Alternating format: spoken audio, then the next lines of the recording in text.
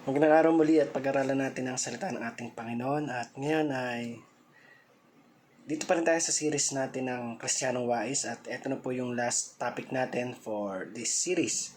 So, ang ating pong verse ay matatagpuan muli sa aklat ng Proverbs 31 verse 10. So, sabi dito, mahirap hanapin ang mabuting asawa, higit pa sa mamahaling alahas ang kanyang halaga. At ang title ng ating topic ngayon, ang Kristiyanong Wais ay mabait na asawa. So kung titingnan natin sa verse na to, itatopic natin kung ano ba yung kahalagahan ng pagiging Kristiyanong Wais at pagiging mabait na asawa. So kung titingnan natin,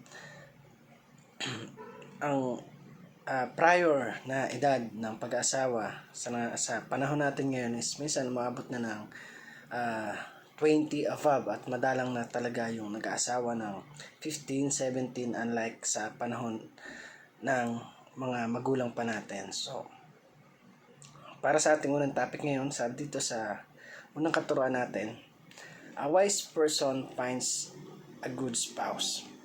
So, yung wise daw na tao ay ang hinahanap niya is yung mabuting asawa. At sabi nga, bago ka makahanap ng mabuting asawa, kailangan yung sarili muna natin yung binabago natin. O yung sarili muna natin yung dapat makitaan ng maganda ng ating mga magiging asawa. So number 2, sabi dito, a wise person cherishes a good spouse. So, yung isang matalinong tao daw, chine-cherish niya yung kanyang asawa. Or sabi nga, binibigyang halaga, pinapakita ng maganda at pinapahalagahan yung kanyang asawa upang sa ganun ay maging, sabi nga ay maganda yung samahan na mabubuo ninyo bilang isang mag-asawa. Pinapahalagahan na katulad ng isang ginto, sabi nga doon, higit pa sa mahaling alahas ang kanyang halaga. So lagi nating yung pag-asawa, isipin natin na hindi ito basta-basta lang. Kailangan ito ay pinapahalagahan, ginagawang espesyal yung spouse mo, yung asawa mo. At kung paano mo siya i-treat, sabi nga, doon din makikita kung ano ka sa kanya. O kung ano yung pagkatao na mayroon ka. So, a wise person is a good spouse. So, sabi dito, ang mabuting tao ay mabuting asawa. So, again, how you treat yourself, how you treat your spouse is yun yung, kung sabi nga, kung ano yung ugali na meron ka, yun din yung makikita dun sa asawa mo. Then, nagre-reflect siya sa bawat isa sa inyo. Kaya kung ano ipakita ng asawa mo is yun din yung nakikita sa'yo. Ibig sabihin, ikaw rin yun kasi nga iisa na kayo. So, kung ano yung tingin sa'yo ng ibang tao, yun na rin yung magiging tingin nila sa'yo. So, number 4, a wise person makes a good spouse. So, sabi nga, kung talagang mabuti kang asawa, again, magiging maganda yung lalabsan nung relationship na meron kayo. So, kung gusto mo na makabuo o magkaroon ng mabuting pamilya o mabuting relationship, you need to change first yourself, and to be a good spouse is to make a deep relationship with Christ. So, kung gusto natin na mas mapabuti, mas mapaganda, mas maging kapakinabangan yung pag-aasawa, siyempre kailangan, sabi nga ay malapit tayo sa ating Panginoon o malalim yung connection natin sa ating Panginoon. So, para naman po sa ating application, sabi dito, reverse the law of diminishing returns. So, yung pagbibigay natin, sabi nga ay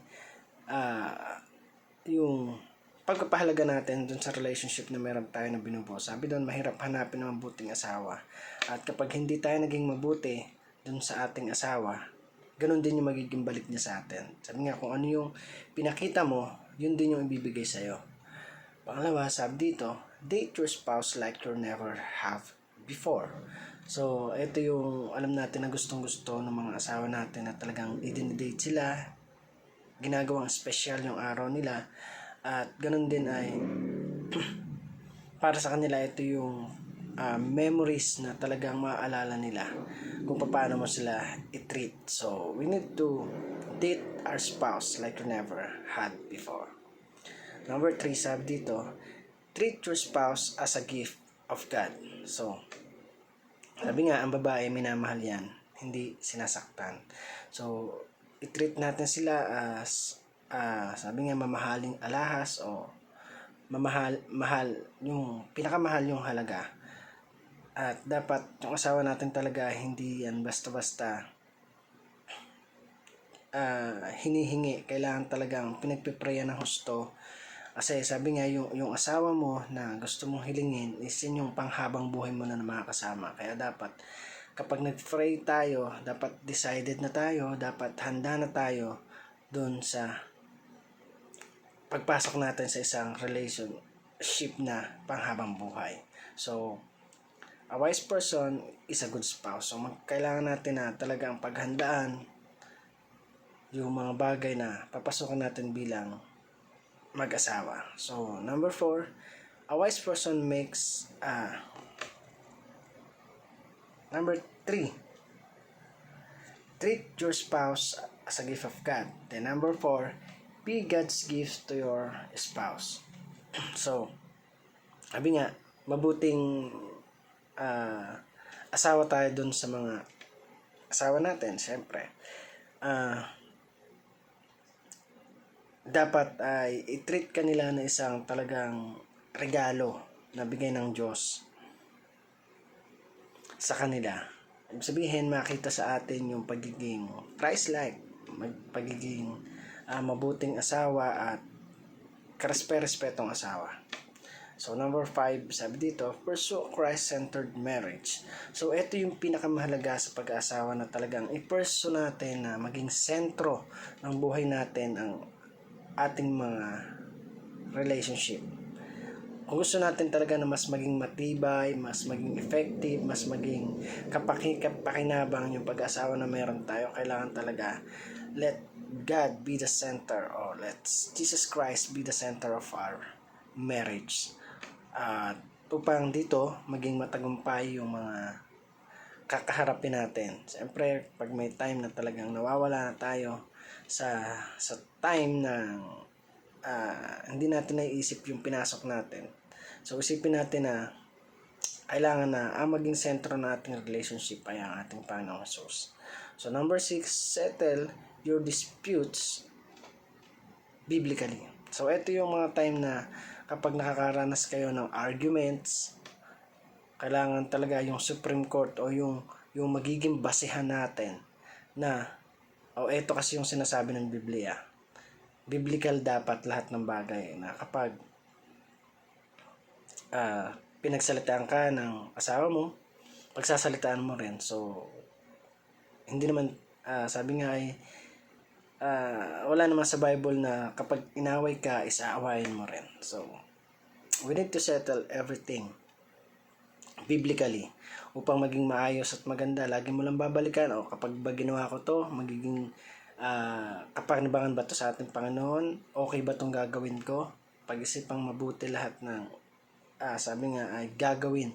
At again, kung gusto natin maging maganda, maging matagumpay yung relationship na meron na binubuo natin ngayon, kailangan talaga natin na magbase doon sa Bible kung ano ba yung meaning talaga ng pagiging mabuting asawa. So, mabuting katiwala, mabuting asawa, mabuting tagasunod ng ating Panginoon. So, being a wise person or a wise spouse is to be with God. So, again, yung pagiging mabuting asawa